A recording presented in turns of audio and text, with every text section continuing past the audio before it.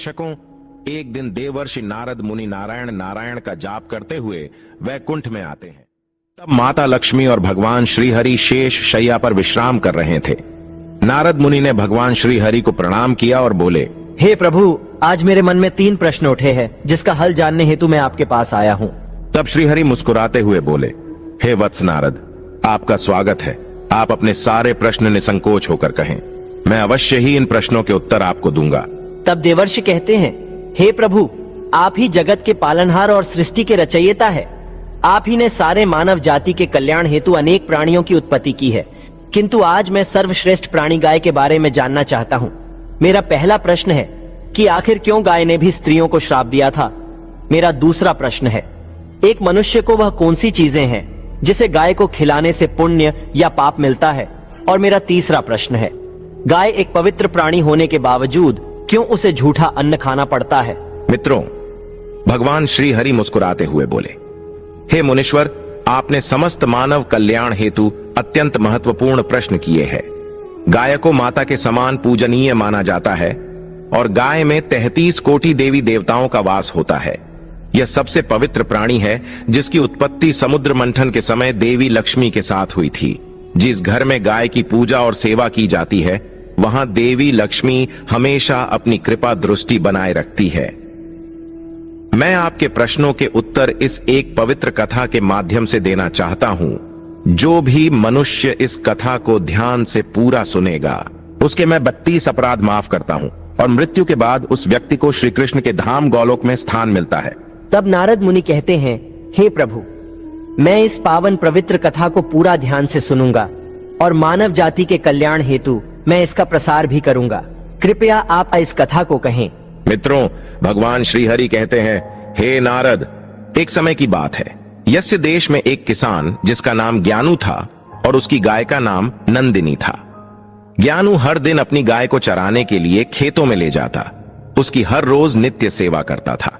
नंदिनी भी अपने मालिक ज्ञानू से बहुत अधिक लगाव रखती थी। उसका एक बछड़ा भी था जो हमेशा उसके साथ रहता था। वे दोनों एक दूसरे से प्रेम पूर्वक व्यवहार करते थे। इसी तरह कई सालों तक ज्ञानू अपनी गाय नंदिनी की सेवा करता रहा और नंदिनी भी उसे बहुत सारा दूध देकर ज्ञानू और उसके परिवार का पोषण करती थी। ज्ञानू गाय के दूध को बेचकर अपने परिवार का पालन करता था। फिर कुछ दिनों के बाद ज्ञानू का विवाह गांव के एक किसान की बेटी शालिनी से हुआ। शालिनी दिखने में तो सुंदर थी, लेकिन वह एक लालची और क्रूर स्वभाव की स्त्री थी।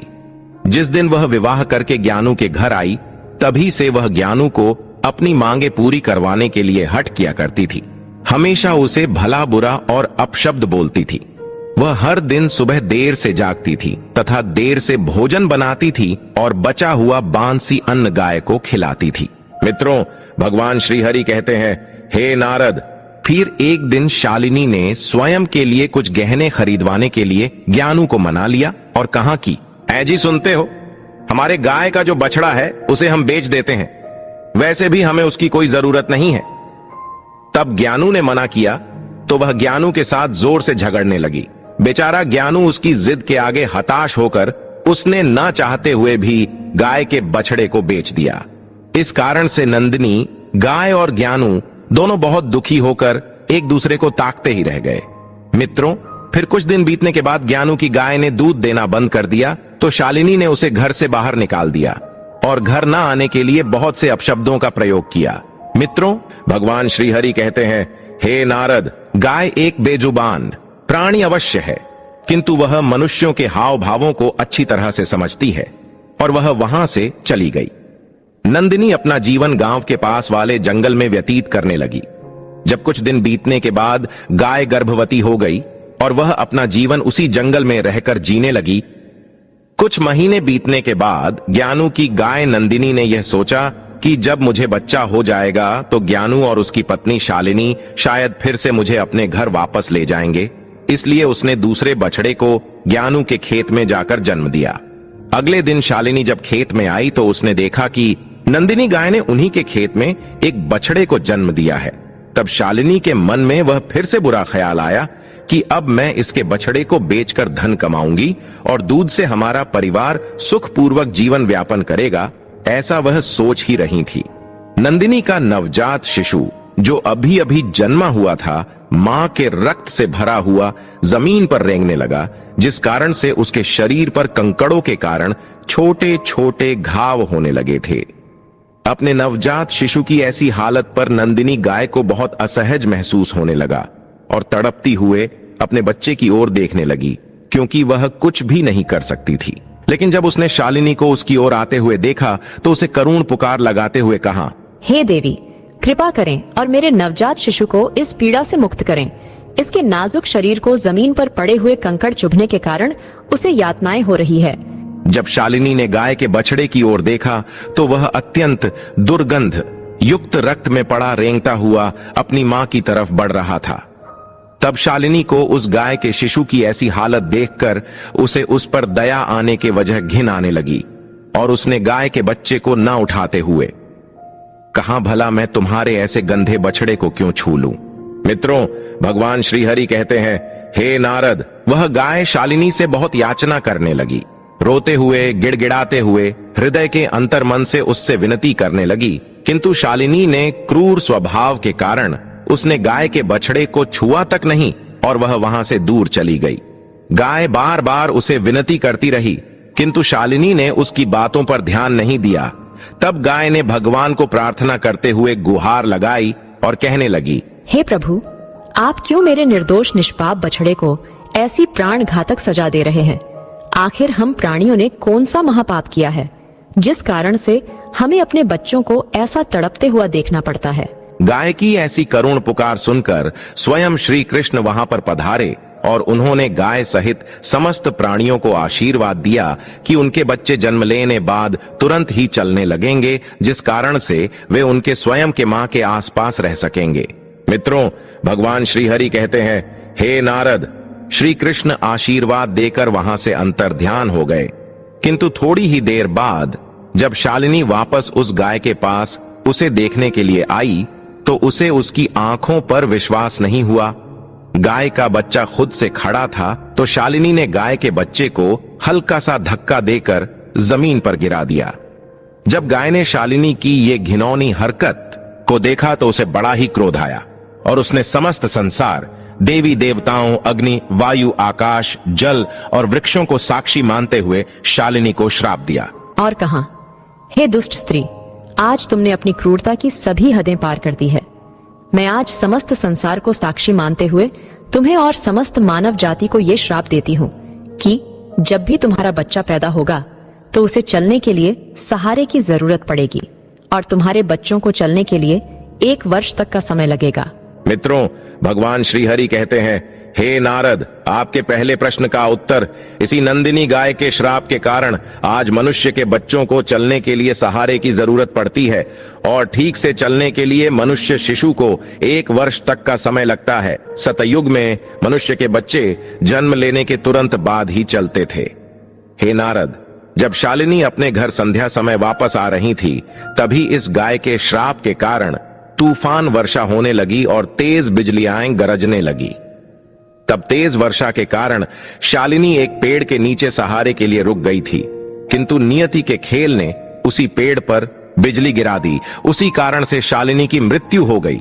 मित्रों, शालिनी की आत्मा को लेकर यमदूत उसे धर्मराज के दरबार में उपस्थित हो गए और चित्रगुप्त ने उस स्त्री का लेखा जोखा देखा। तब वे सभी हैरान हो गए। यमराज ने शालिनी के गुनाहों को जानना चाहा तो चित्रगुप्त बोले, महाराज, इस स्त्री ने अपने पति का कभी आदर नहीं किया है, हमेशा देर से उठना और निर्वस्त्र स्नान करना, तथा इस स्त्री ने अपने पूरे जीवन में कभी भी पूजा पाठ नहीं किया है। इसके पापों को गिनाते हुए हमें आज का पूरा दिन लग जाएगा और इसने सबसे बड़ा महापाप तो यह किया है कि गाय को हर रोज झूठा, बांसी और सड़ा हुआ अन्न खिलाया है जो कीड़े और वर्मी भी ना खा सकें। साथ ही एक गाय के नवजात शिशु की मदद तक नहीं की है। मित्रों, तब धर्मराज बोले, इस स्त्री को कुंभीपाक नरक में डालकर तल दिया जाए, उसके बाद इसे जहरीली वैतरणी में डाल दिया जाए और इस स्त्री को 16 नरकों की सजा दी जाए। मित्रों, भगवान श्री हरि कहते हैं, हे नारद, यमदूत स्त्री को इन सारे प्रकार के नरकों में डाल देते हैं और उसकी आत्मा को बहुत पीड़ा देते हैं। यह सिलसिला पूरे 1 वर्ष तक चला रहा। जब उसकी सारी सजाएं पूरी हो गई, फिर धर्मराज ने उस स्त्री को गाय को हमेशा से झूठा सड़ा हुआ अन्न खिलाने के कारण उसे सूअर की योनि में जन्म लेकर हमेशा कीचड़ में रहने का और दुर्गंध युक्त पदार्थ खाने का आशीर्वाद दे दिया। मित्रों, भगवान श्री हरि कहते हैं, हे नारद, जो भी स्त्री या पुरुष गाय को झूठा या सड़ा हुआ अन्न खिलाते हैं, उन्हें नरक में जाना पड़ता है और कई प्रकार के कष्ट भोगने पड़ते हैं। हे मुनि, अब मैं आपको बताता हूं कि आखिर क्यों गाय को झूठा अन्न खाना पड़ा था।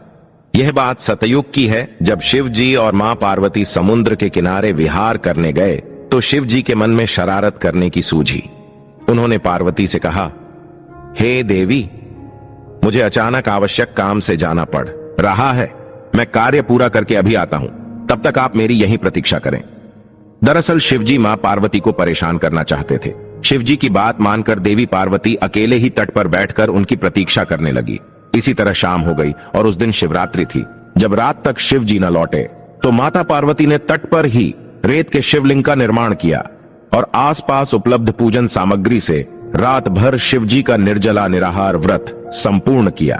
शिवजी सूक्ष्म रूप में वहीं उपस्थित थे और हर गतिविधि के साक्षी थे।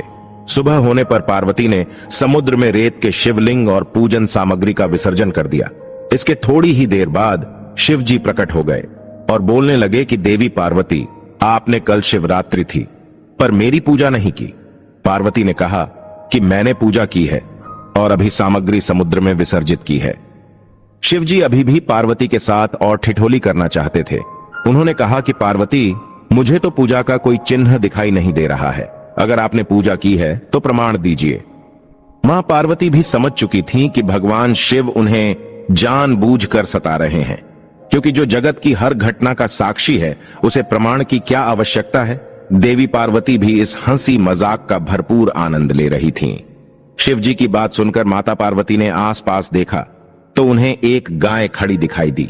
उन्होंने शिवजी से कहा कि यह गाय मेरी साक्षी है। जब मैं पूजा कर रही थी तो यह गाय यहां उपस्थित थी। शिवजी ने गाय से पूछा कि क्या पार्वती ने पूजा की है। उस गाय ने ना में सिर हिला दिया। शिवजी ने कहा, पार्वती, आप असत्य कह रही हैं। गाय ने आपकी गवाही नहीं दी। शिवजी के सामने स्वयं का अकारण झूठा साबित होना पार्वती सहन नहीं कर पाई और क्रोध में आकर उन्होंने उसी वक्त गाय को श्राप दे दिया। मां पार्वती ने श्राप देते हुए कहा कि तू दिव्य जन्मा है, तू जगत कल्याण के लिए प्रकट हुई है, इसीलिए जनहित के लिए तेरे गुण यथावत रहेंगे, किंतु जिस मुंह से तूने झूठी गवाही दी है उसे दंड भुगतना होगा।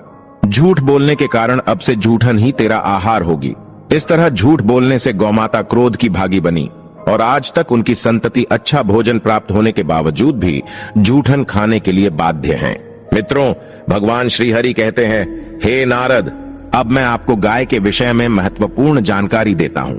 अक्सर मनुष्य गाय से पुण्य पाने के लिए कई प्रकार के व्रत पूजा पाठ करते हैं, किंतु उन्हें एक गाय को ये कुछ चीजें भूलकर भी नहीं खिलानी चाहिए। द्वार पर आई गौमाता को कभी भी बिना रोटी खिलाए जाने ना दे। गौमाता को रोटी और ताजी हरी घास खिलानी चाहिए। यूं भी हम हर दिन पहली रोटी गौमाता की बनाते ही है, इसलिए हमेशा उस रोटी को प्यार से गौमाता को खिला दें। गौमाता को रोटी खिलाने से हमें बहुत पुण्य मिलता है। गौमाता को कभी भी बासी और सड़ा गला खाना नहीं खिलाना चाहिए।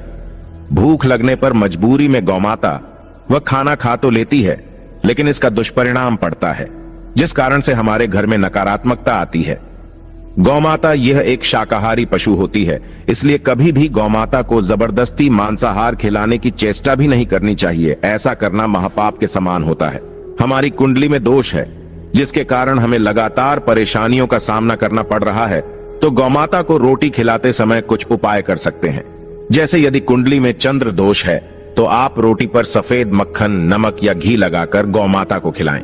यदि कुंडली में शनि दोष है तो रोटी बनाते समय आटे में थोड़े से काले तिल मिलाकर आटा गूंधे और इस आटे की ताजी रोटी बनाकर शनिवार या अमावस्या के दिन गौमाता को खिलाएं। इसी तरह मंगल या गुरु दोष हो तो रोटी के ऊपर हल्दी लगाकर गौमाता को खिलाएं। ये उपाय करने पर हम इन सभी दोषों के दुष्प्रभाव से काफी हद तक अपना बचाव कर सकते हैं। गौमाता को प्रतिदिन रोटी और घास खिलाने से लाभ होता है और पितृदोष से भी मुक्ति मिलती है। इसी तरह कुंडली में यदि शनि की 7.5 या महादशा है तो हर शनिवार को और अमावस्या को काले रंग की गाय को घास या रोटी खिलाएं और उसकी पूजा करें। इससे शनि दोष कम होता है।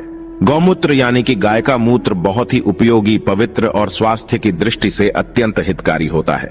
आध्यात्मिक दृष्टि से तो गौमूत्र का महत्व है ही, साथ ही वैज्ञानिक और स्वास्थ्य की दृष्टि से भी गौमूत्र के बहुत से लाभ बताए गए हैं।